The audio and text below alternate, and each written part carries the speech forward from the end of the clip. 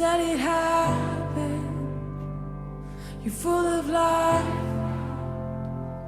and full of passion. That's how He made you. Just let it happen. You're full of life now, you're full of passion. That's how He made you. Just let it happen. And He calls each one of us. Lo que yo quería hacer hoy, quiero que sea una cosa breve, pero yo creo que no es ninguna de estas cosas. Si tuviera que ponerle un título, yo diría que es una advertencia. No es ni una exhortación, ni una enseñanza. Ahora, mientras orábamos, se me ocurría que quizás lo mejor es una advertencia, ¿no? Esta semana que he tenido que estar muchísimo tiempo en el trabajo, muchas horas, pero de este tipo de trabajo que es discontinuo, que tienes que estar mucho tiempo, pero con muchos intervalos. O sea, tienes que estar presente ahora, pero 10 minutos no, pero 10 minutos sí, pero luego media hora no, pero después 40 minutos sí, y bueno, y así pues desde todo el día prácticamente, ¿no? Y he aprovechado para seguir leyendo la segunda parte de una historia de John Donne, ¿no? Que sobre los orígenes del cristianismo. John Donne es uno de los mayores especialistas que hay, es un inglés. Y la segunda parte, la primera parte de la obra se titula Jesús recordado. Es una historia muy densa, ¿no? De todo lo que se sabe acerca del Jesús histórico. La segunda parte se titula Comenzando desde Jerusalén, y es un análisis también pues, de 900 páginas o así, de todo lo que se sabe de los orígenes del cristianismo. Entonces, esta semana yo me he dedicado a estudiar lo que él llama la misión en el Egeo, que son sobre todo las andanzas de Pablo y el análisis muy exhaustivo de Gálatas, 1 y 2 de Corintios y Romanos, ¿no? Y bueno, a pesar de que no he podido estar muy concentrado, por lo que os digo en la lectura, sí que aprendes algunas cosas que no sabes y otras pues que sí sabes, las recuerdas, ¿no? Yo quería citar un pasaje de la segunda carta, leer un pasaje de la segunda carta a los Corintios que... Vamos a ver. La segunda carta a los Corintios es una carta muy complicada que vuelve locos a los estudiosos, porque es una carta que no tiene ni pies ni cabeza, ¿eh? Es una carta que trata temas completamente que no tienen nada que ver los unos con los otros. Incluso alguien piensa que es una mezcla de cartas, pero bueno. El caso es que uno de los temas que él trata es, hay una serie de gente, Pablo es, por poneros un poquitín en situación, Pablo ha sido el fundador de la iglesia de Corinto, ¿eh? Él, que venía de Atenas, ha parado allí y ha estado allí bastante tiempo, más de un año, la primera vez. Ha encontrado un grupo de gente judía que escucha el Evangelio y, bueno, pues poco a poco él les va predicando el Evangelio hasta que una parte de la iglesia, como solía pasar, se sale de la sinagoga y forman una iglesia doméstica, probablemente en la casa de una de las personas de la iglesia, ¿no? Y ahí se forma un grupo de unas 20, 30, quizá 40 personas, un grupo muy diferente. Y después, tiempo después de que Pablo ha estado con ellos, les ha enseñado lo principal y se ha marchado, probablemente en Éfeso, Pablo recibe la noticia de que unos misioneros judíos, que están en contra de su manera de entender el Evangelio, han ido a Corinto y han empezado pues, a desacreditarle a él y a predicar un Evangelio diferente, pues que insiste pues, en que hay que volver a las prácticas judías, de la ley judía, etc. Y le dan a Pablo donde más a Pablo le duele, porque él sabía, él era consciente de que su originalidad era el predicar un evangelio nuevo, ¿no? Que es el que nosotros vivimos ahora. El evangelio que nosotros vivimos ahora es el evangelio de Pablo, que es el que dice que ya no dependemos de la ley judía, ya no dependemos de las obras de la carne para poder salvarnos, ¿eh? lo que él llama pues el Evangelio de la Nueva Creación.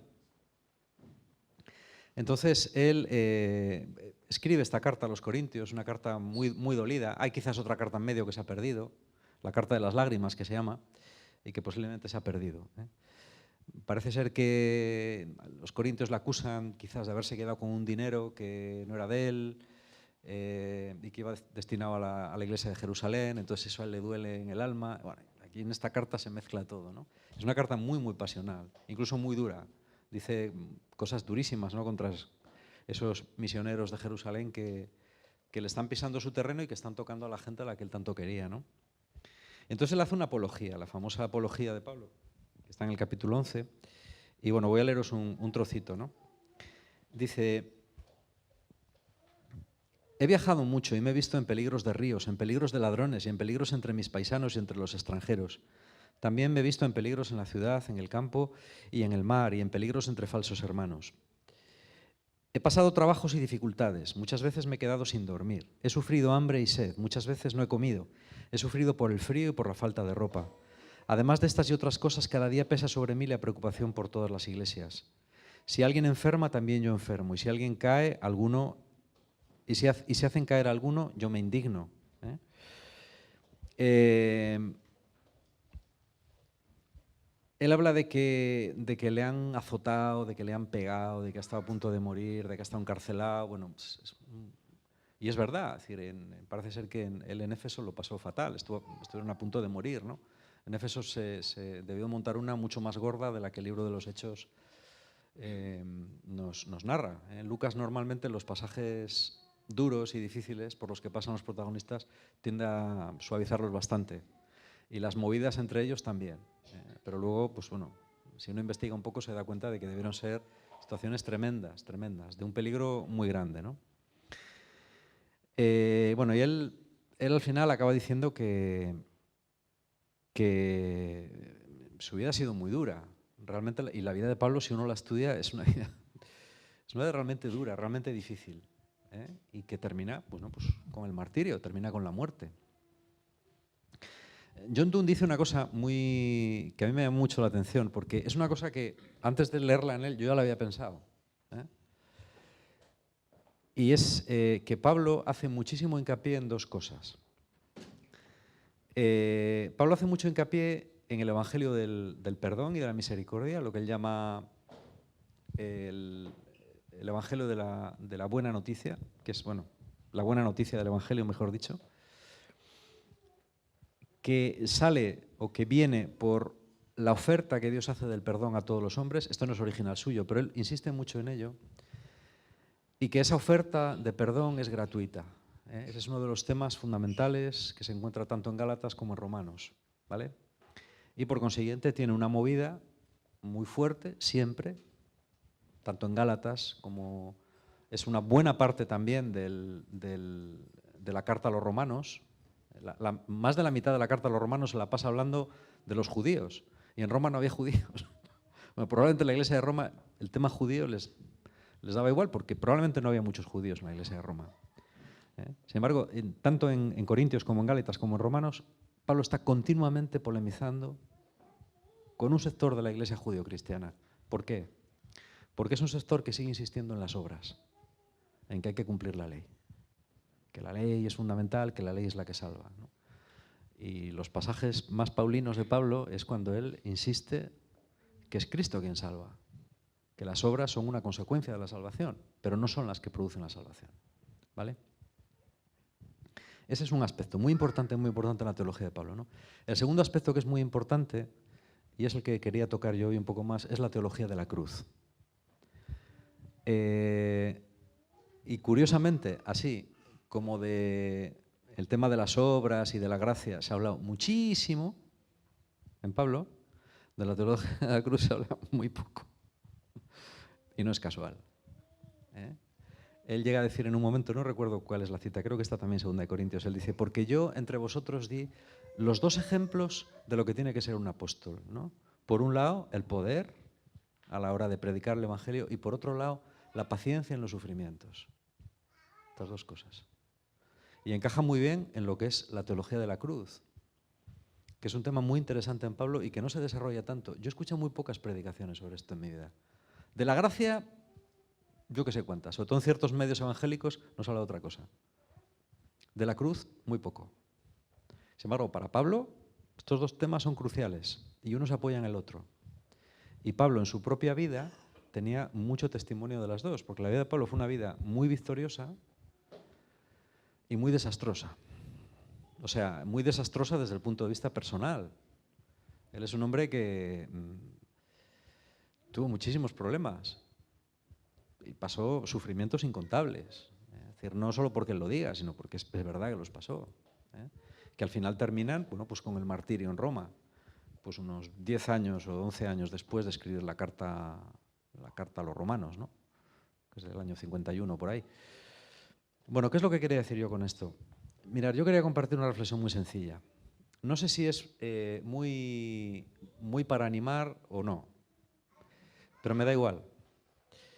Porque así como hay un evangelio de Pablo, yo creo que de alguna manera también hay un evangelio de fe y vida. Cada comunidad cristiana reinterpreta de alguna manera, ¿no? Porque hace vivo el mensaje que es para todos y que es el mismo de siempre.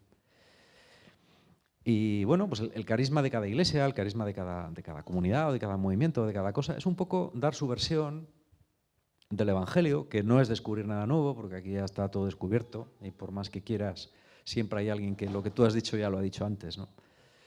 Pero a veces conviene recordar las cosas y a medida que va pasando el tiempo yo me doy cuenta de dos cosas. La primera es que para la mayor parte de los problemas con los que yo me he ido encontrando en mi vida, no he encontrado muchas respuestas que me sirvieran. Realmente puedes leer mucho y pero no hay mucho escrito acerca de cómo un cristiano, no sé cómo explicarlo. No es que no haya consejos sobre cómo hay que vivir la vida práctica, si los hay muchos libros que se encargan de eso. Pero yo, una cosa que, y me la habréis oído más veces, yo siempre insisto en que el cristianismo tiene muchos tópicos, muchísimos tópicos. ¿Los tópicos qué son? Los tópicos son ideas idealistas que no te funcionan en la vida práctica. Yo he escuchado cantidad de predicaciones que al cabo del tiempo me doy cuenta de que no son ni buenas ni malas, simplemente no sirven para nada, porque están en el mundo de las ideas.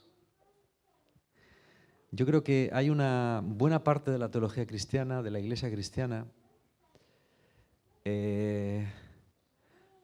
Hoy he empezado a leer un libro de Javier Sadava. Javier Sadava es un filósofo vasco y bueno, lo encontró por casualidad en Script y empezó a leerlo esta mañana. Y él narra los años que él pasó de seminarista, él fue seminarista en comillas, comillas, o sea, en comillas de aquí, entre 1957 y 1960, ¿no? Cuando él nació en el 40, cuando él tenía 17 años.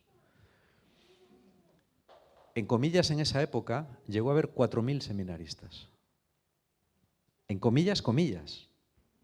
O sea, en comillas el pueblo, que no sé cuántos habitantes tendrá ahora, tendrá 1.000 y pocos. Bueno, pues había 4.000 seminaristas. Y vivían todos allí, en el cerro aquel, donde está la universidad hoy en día. O sea, imaginaos 4.000 personas viviendo allí.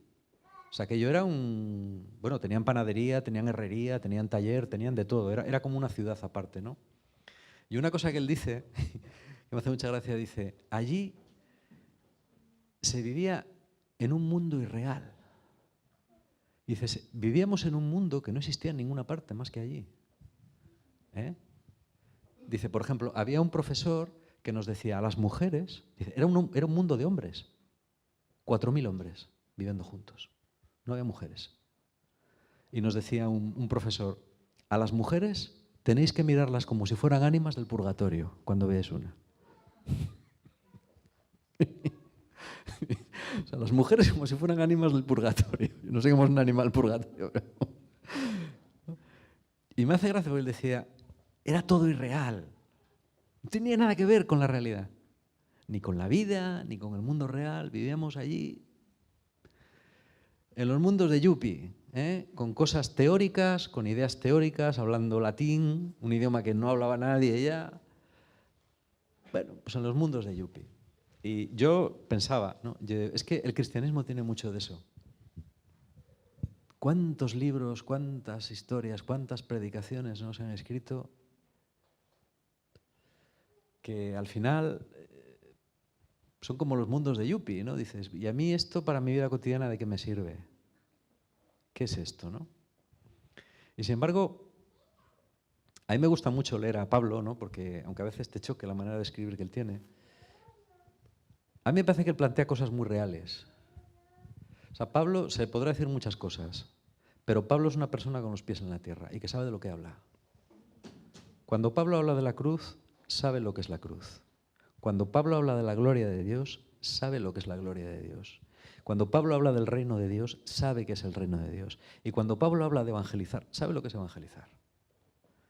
Y como vive lo que escribe es algo real y, claro, aparte de eso, inspirado por Dios, por eso es palabra de Dios. Independientemente de que algunas veces pues, se le vaya la mano, ¿no?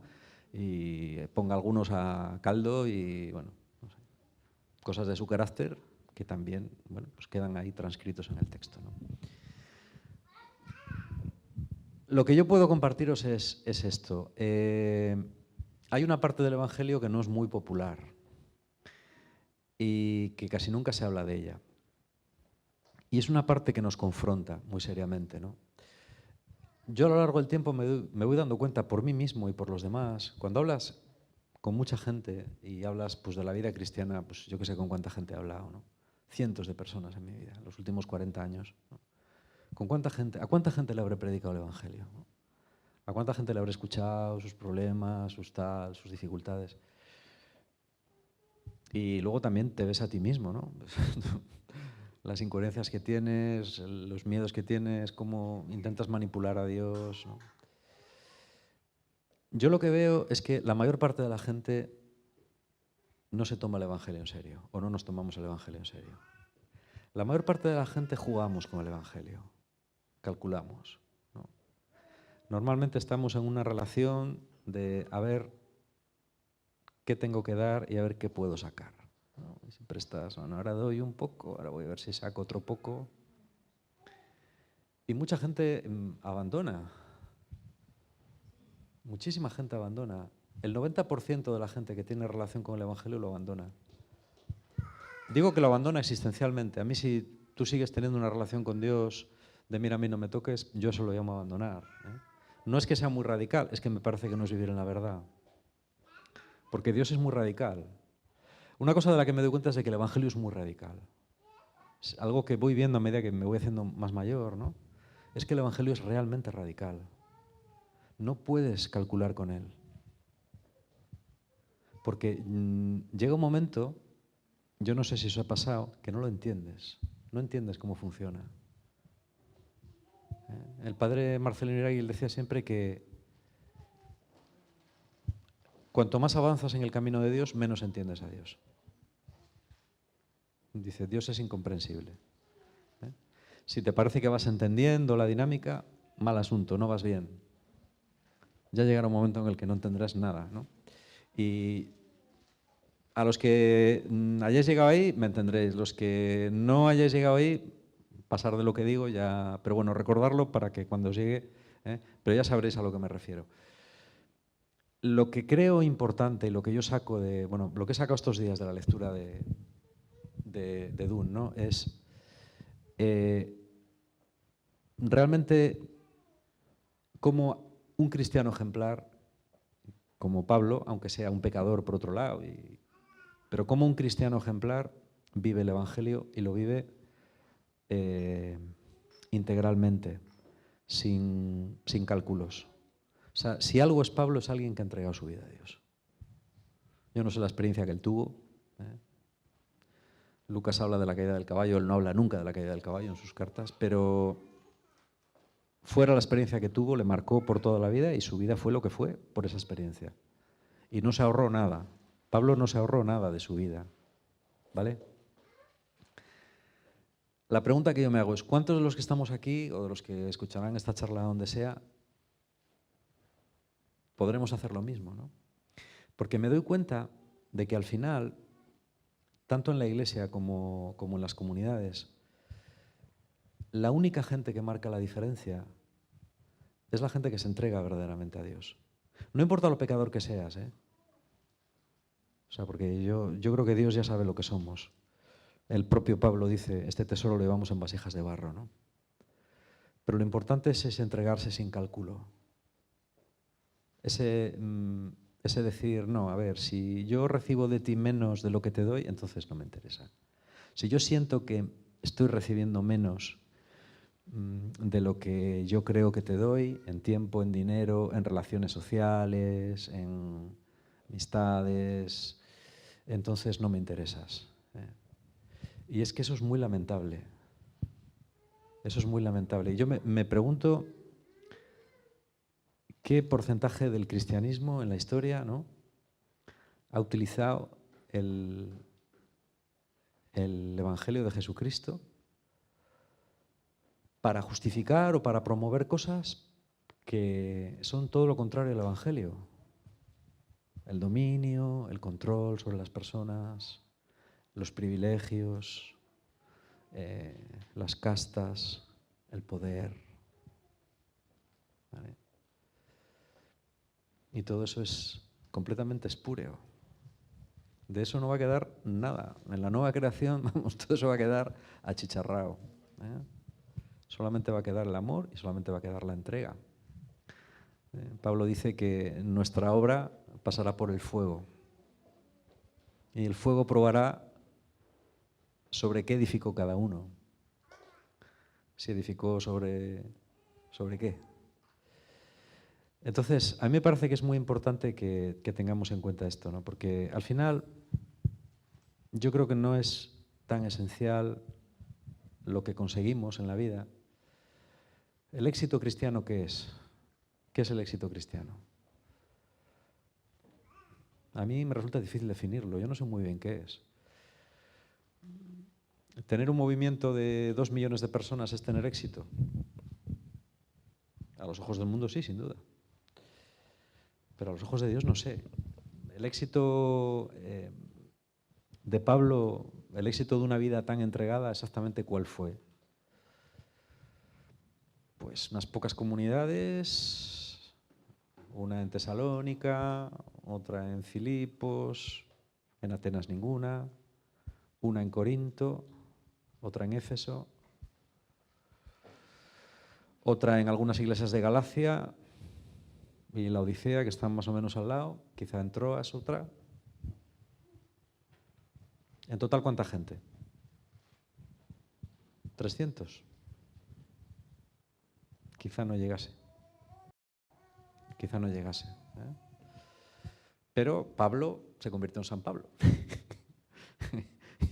Y sus escritos a esas pequeñas iglesias, ¿no?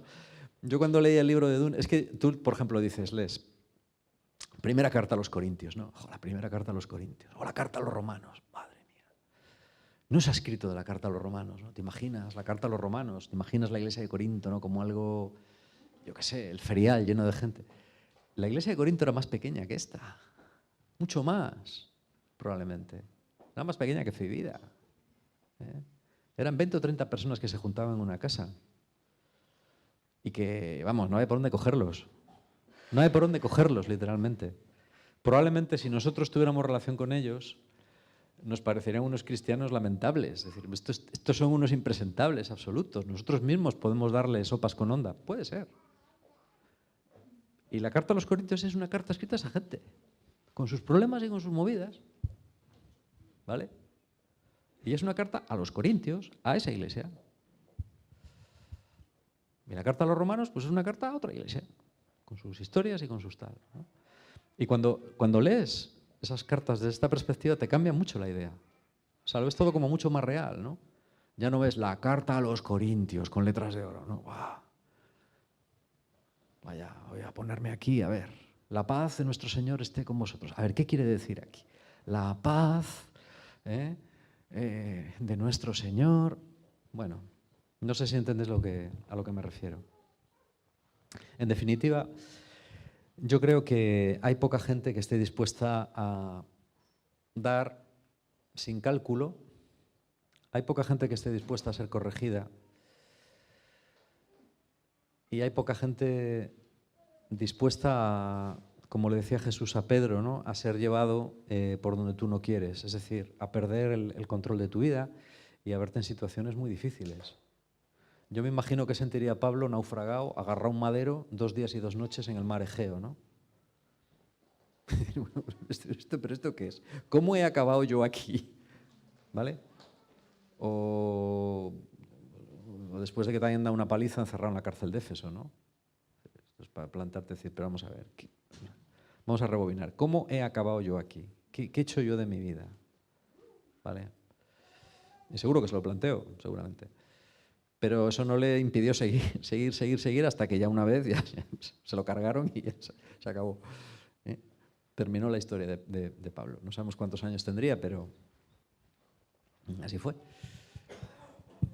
Y yo lo que quiero resaltar es eso, ¿no? El Evangelio tiene algo de trágico y el que no lo quiera ver, pues sigue en los mundos de Yupi. Y la explicación que Pablo nos daría, ¿por qué tiene que ser así? ¿Por qué tiene que haber este componente? Pablo seguramente te diría, porque el Mesías murió en la cruz. Y de la misma manera que él murió en la cruz, una idea muy querida de Pablo es que él nos asocia a su muerte en la cruz con la cruz que tenemos que cargar cada día. ¿Vale? Pero de esto se habla muy poco, poquísimo. Esto de que para seguir a Jesús en el camino triunfal a la resurrección, tenemos que seguir a Jesús en el camino de la cruz. De esto se habla poquísimo. No queremos oír hablar de esto. Y es humano, es normal.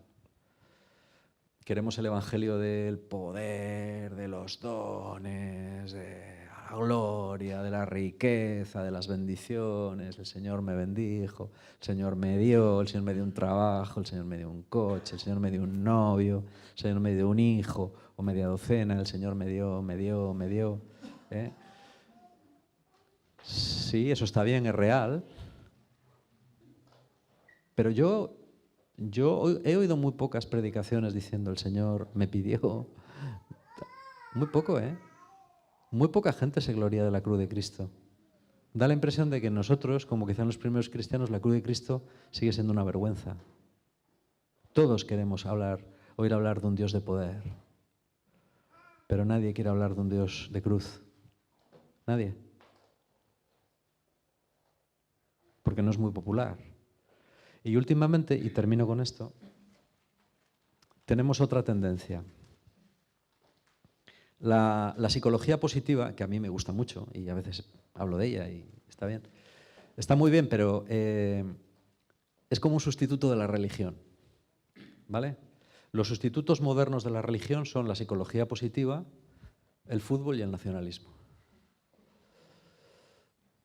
Vázquez Montalbán, que en paz descanse, que era un periodista, ¿sabéis?, el que escribía las historias de Pepe Carballo, él decía inteligentísimamente, él dice, mira, yo como no creo en la comunión de los santos, creo en el Barça.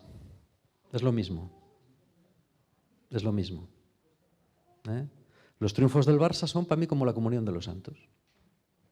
O sea, veo gente que hace lo que yo no puedo hacer y yo me alegro muchísimo con sus triunfos. Sus triunfos de alguna manera me llegan, así que yo, como no soy religioso, creo en el Barça. Esto es de una lucidez. Hay que tener un coco para ver esto y para darte cuenta y para reírte de ello, ¿no? Y es así. Lo que estamos viendo en el Parlamento de Cataluña ahora es una vertiente de la comunión de los santos, ¿no? Como no crees en la vida eterna, crees en Cataluña independiente. Cataluña independiente es igual que Cataluña no independiente, en el caso de Cataluña, ¿eh? No va a cambiar nada, absolutamente nada. Para bien, van a cambiar cosas para mal. ¿Por qué merece la pena dar el paso? Porque es la vida eterna, es una especie de salvación en la tierra ya. Te vas a levantar, pues como cuando gana el Madrid o el Barça. Yo digo, pero cuando gana tu equipo, ¿a ti en qué te cambia la vida? En absolutamente en nada. ¿Por qué te levantas tan bien? Porque es un sentimiento religioso. Es un sentimiento religioso. Te apropias de alguna manera de una gloria que no es tuya, como la de la comunión de los santos, igual. Y eso es lo que está pasando en Cataluña, y por eso se pagan precios muy altos, ¿eh? A veces hasta de sangre. Esperemos que este no sea el caso. ¿Vale? Es la religión secular. Es la religión secular. Y el ser humano la necesita. Pero la otra parte, no. La parte que es del sacrificio, de la entrega, de la exigencia, esa no. Esa no. Passion. That's how he made you. Just let it happen.